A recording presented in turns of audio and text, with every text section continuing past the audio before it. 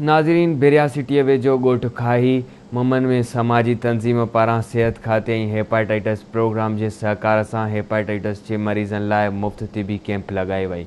उन ई हवाले सां रिपोर्ट करे रहा है राणा अब्दुल सत्तार।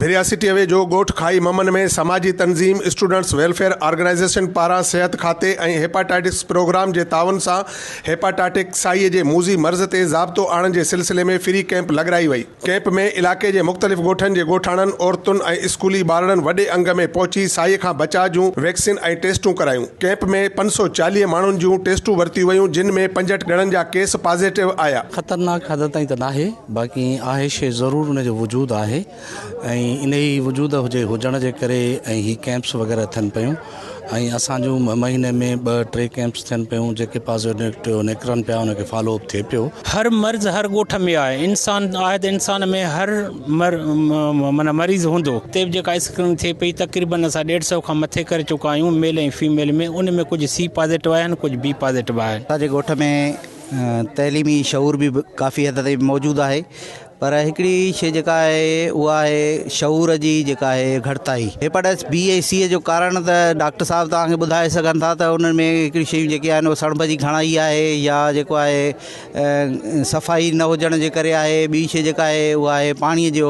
ख़राबु थियणु। हिन में तक़रीबन 150 खां 200 जे अंदरि पेशेंट OPD थी चुकी आहे, जंहिंखे तक़रीबन 50 जे लॻभॻि मरीज़ आहिनि जंहिंखे हेपाटाइटिस बी ऐं सी जा मरीज़ आया आहिनि ऐं माशाअल्लाह सां हिते रिस्पॉन्स असांखे सुठो मिलियो आहे।